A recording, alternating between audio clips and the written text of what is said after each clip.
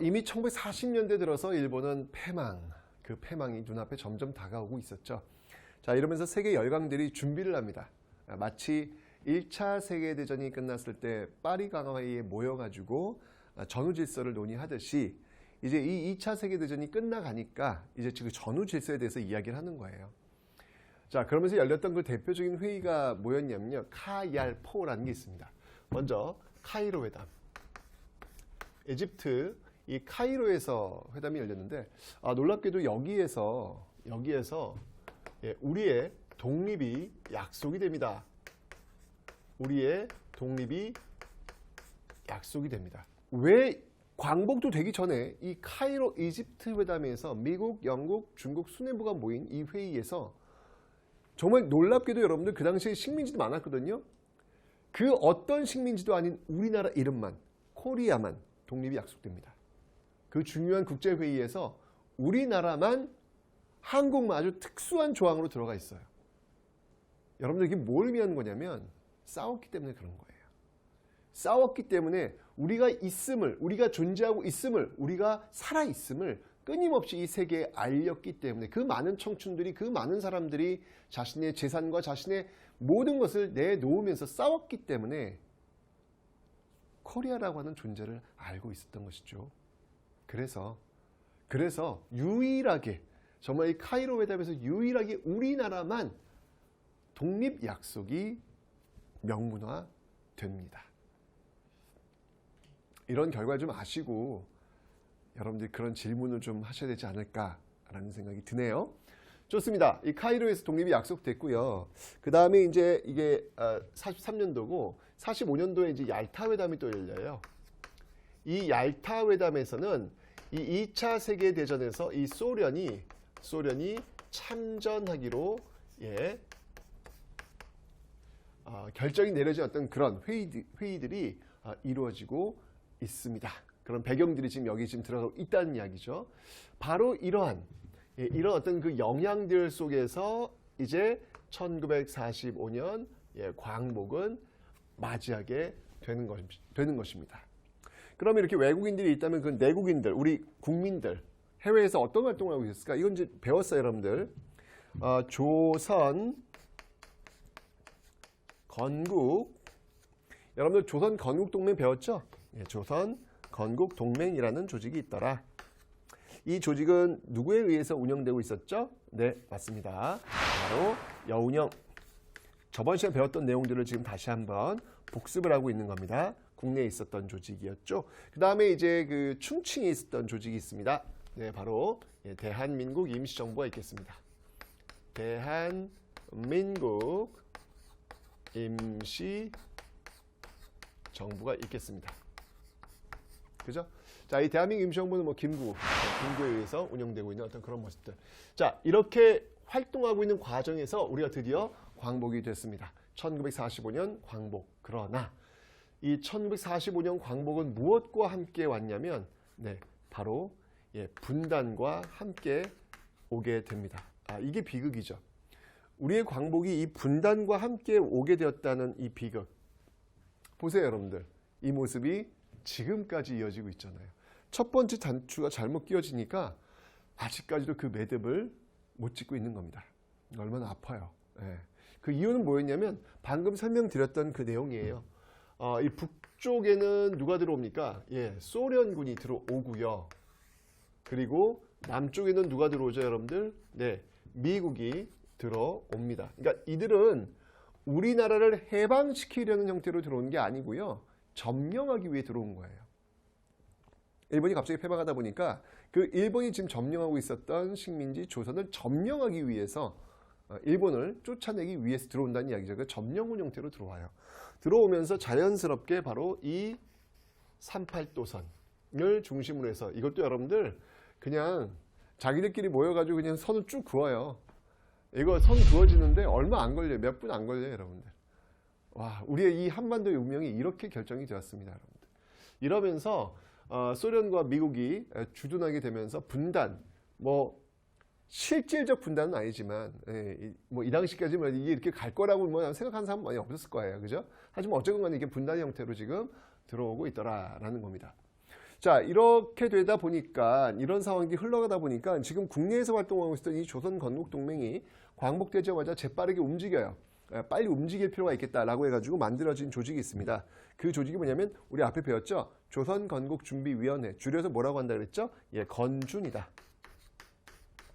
건준이다라고 하는데 이 건준이 해야 될 일이 있습니다. 이 건준이 지금 광복되자마자 제일 먼저 해야 될 일, 그건 뭘까요? 예, 그건 바로 치안입니다. 치안.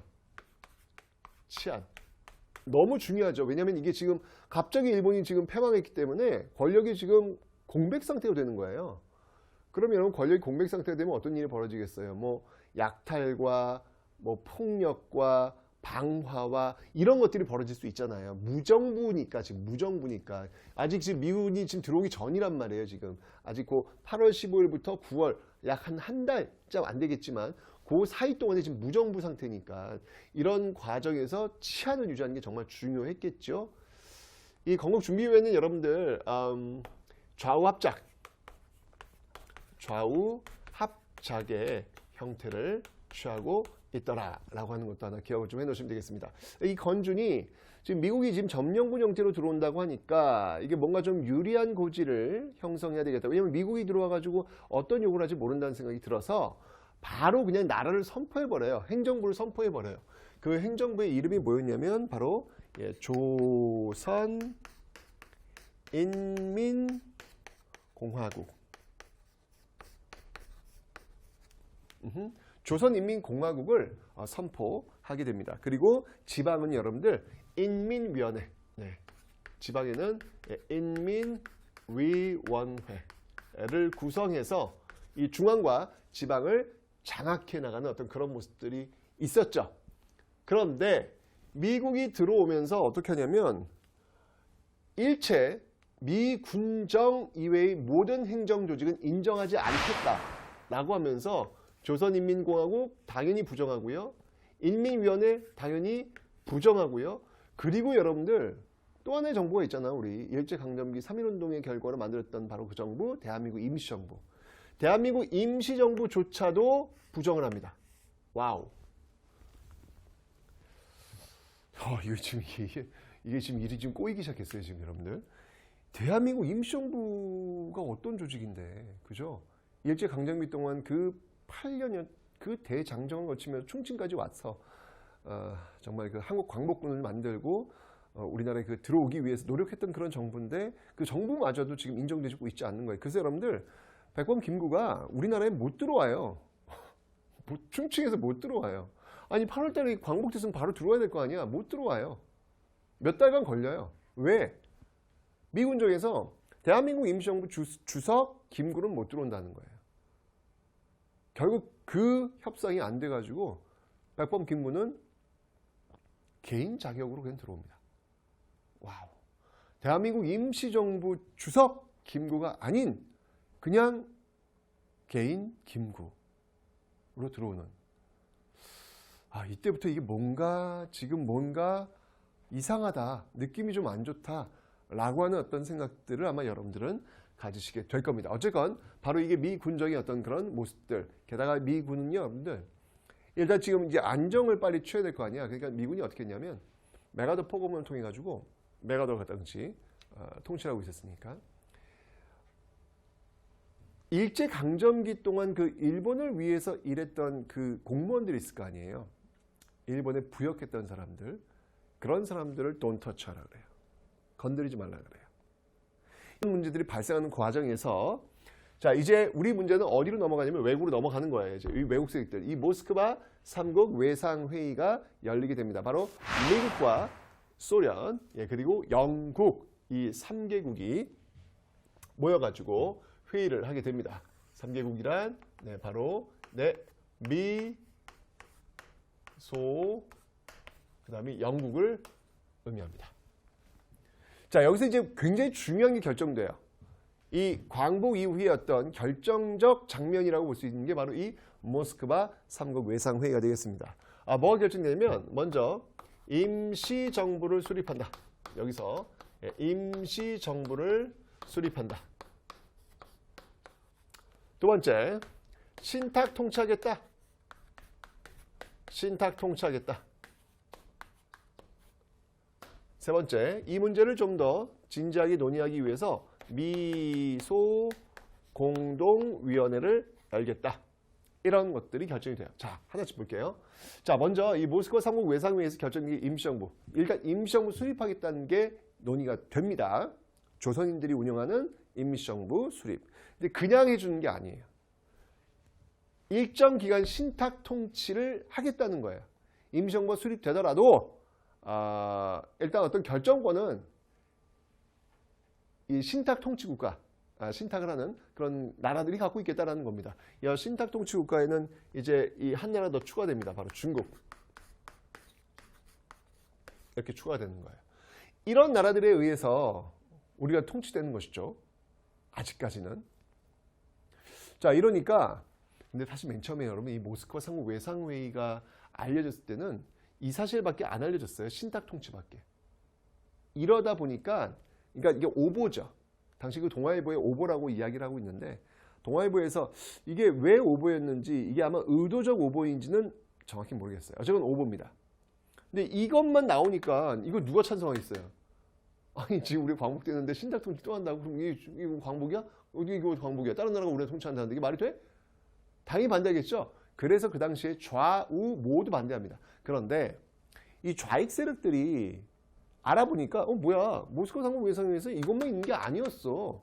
임시정부 수립도 있는 거야. 임시정부가 수립되면 이 신탁 통치를 줄일 수 있을 것이다 라고 이 좌익은 판단한 거예요.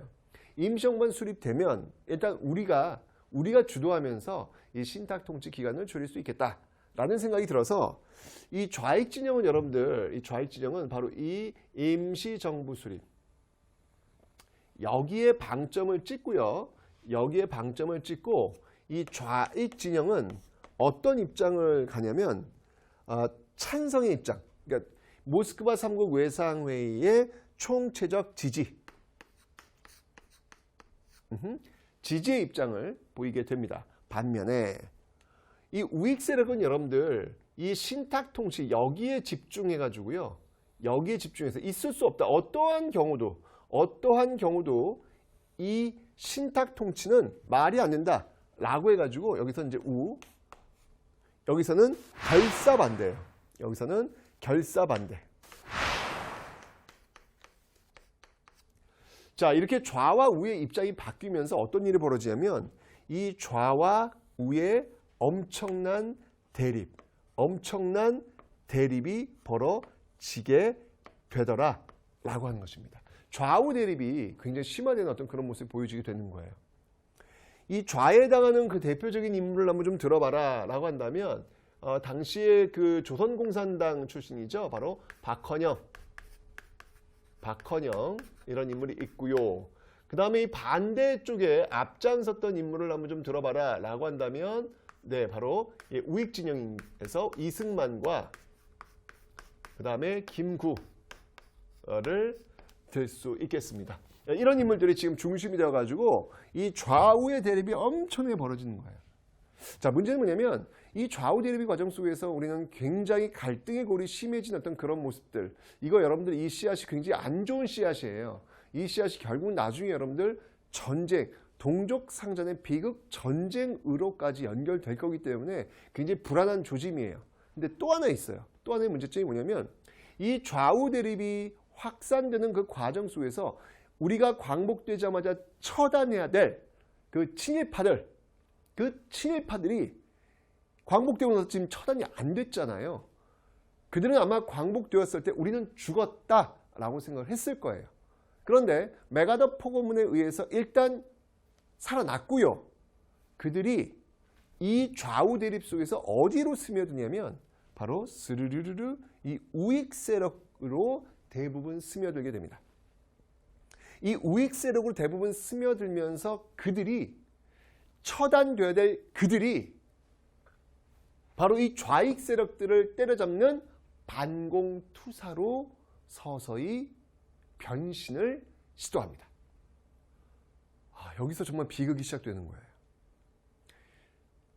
일제강점기의 일제빌부터 살아먹었던 그들이 이 광복 공간에서 해방 공간에서 서서히 반공투사로 자리 잡으면서 친일파의 껍데기를 가리기 시작했다는 사실.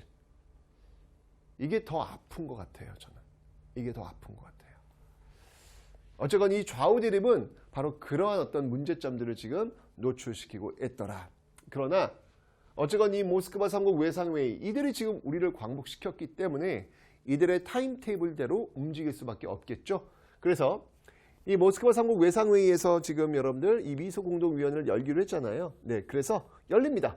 이게 바로 46년도에 1차 미소공동위원회라는 거예요. 그런데 여기에서 이 미국과 이 소련이 또 대립을 하네. 어허이. 자, 왜 대립을 했을까? 왜 대립을 했을까 봤더니 과연 이 1차 미소공동위원회에 참가하는 단체의 자격을 어떻게 둬야 하느냐? 이것 때문에 지금 부딪힙니다. 미국의 입장은 뭐냐면 아니 자유민주주의 국가에서 참여하겠다는데 그럼 참여하라고 해야지 누구나 다 들어오라 그래요. 반면에 소련의 입장은 뭐냐면 아니 이 미소공동위원회가 왜 열리는 건데 모스크바 3국 외상회의의 결정에 의해서 열리는 회의잖아.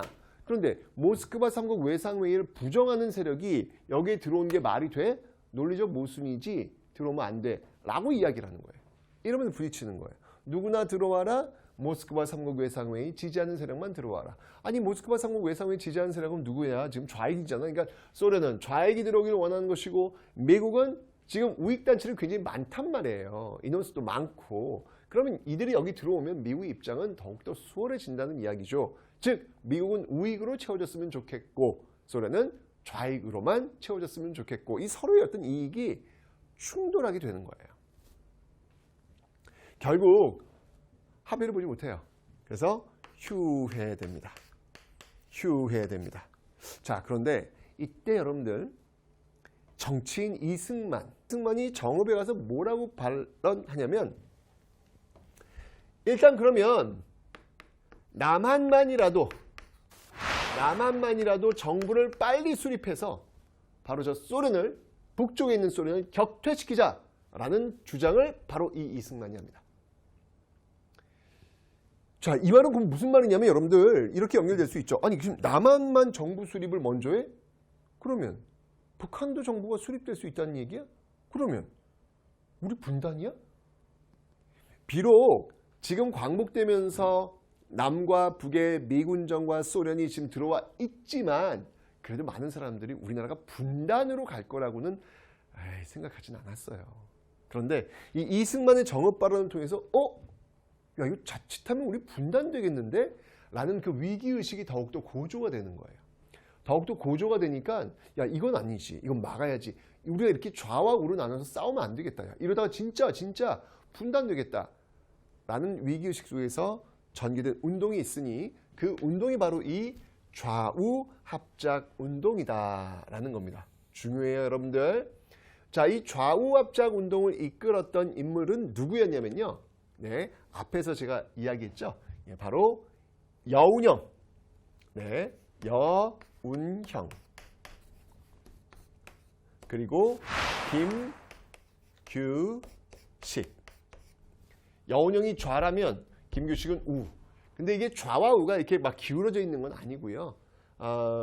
중도 좌 그리고 중도 우라고 볼 수 있겠습니다. 여기 박헌영은 완전 좌측이고요. 이승만 김구는 완전 우측이고요. 그러니까 그 중도에 있는 사람들끼리 중심이 되어가지고 이 좌우합작 운동을 하자. 이거 해야 되겠다. 근데 초기엔 여러분들 초기에는 이 미군 정도 지지를 해줄 정도로 상당히 좀 합리적으로 이해되는 어떤 그런 운동이었어요. 자, 그래서 이 좌우합작 운동에서 여러분들 좌우합작 7원칙을 발표해요. 자, 7원칙의 내용은 뭐냐면 일단 미소공동위원회 저거 빨리 열리자. 미소공이 빨리 열리자. 저게 지금 대안이 맞는 것 같다. 그리고 친일파들은 처단한다. 친일파들은 처단한다. 예, 그리고 임시정부를 수립한다. 그러니까 이 모스크바 3국 외상회의의 내용을 전반적으로 수용하는 거예요. 게다가 친일파 처단 문제까지도 지금 집어넣고 있는 것이죠. 이건 왜냐면 중요한 거거든요. 이건 정의를 세우는 일이기 때문에 이건 놓치면 안 되는 거예요. 그래서 이제 이런 것들이 지금 전개가 되고 있는 거예요. 좌합자 운동이. 그러나 결국 이 좌합자 운동은 이렇게 박헌영, 이승만, 김구가 참여하지 않아요. 참여하지 않다 보니까 힘을 잃게 됩니다. 잃게 되면서 또 미군정도 지지를 철회하게 되면서 그리고 여운형까지 암살당하면서 결국 좌합자 운동은 실패로 돌아갑니다. 굉장히 중요한 기회를 지금 놓친 거예요. 자, 그러면서 47년도가 되는데 이 47년도에 아주 놀라운 선언이 미국에서 나오게 됩니다. 자, 어떤 선언이 나오게 되냐면요. 바로 이 47년도에 이 미국에서 트루먼 덕트린이라는 게 나와요. 트루먼 덕트린. 트루먼 덕트린. 이 트루먼 덕트린의 내용은 독트린은 선언의 의미예요. 바로 냉전. 냉전의 신호탄을 쏘아올리는 엄청난 선언이 나와요. 냉전이 지금 출발했는데 미국과 소련이 만나가지고 되겠냐고요. 당연히 똑같이 이 미국과 소련은 2차 미소 공의에서 대립하게 됩니다. 그 이유는 변한 게 하나도 없어요. 똑같아요. 참가 자격 이 문제로 부딪히게 되는 거예요. 지금 심각합니다. 지금 이렇게 지금 심각한 어떤 그 모습들. 자, 이런 어떤 그 과정들 속에서 결국은 이 2차 미소 공동회의는 완전 결렬됩니다. 완전 결렬됩니다. 결렬되자마자 이 미국이 이 문제를 유엔으로 넘겨버립니다. 야, 이거 지금 큰일 났습니다. 지금 우리 이 한반도의 운명이 지금 어디로 가는 걸까요? 어디로 가야 이게 옳은 걸까요? 강대국의 논리에 지금 휘둘리고 있는 한반도의 상황. 2차 미소 공동위원회가 결렬되고 유엔으로 이 문제가 이관되었을 때 어떤 일이 벌어지는지 지금부터 확인해 보도록 하겠습니다.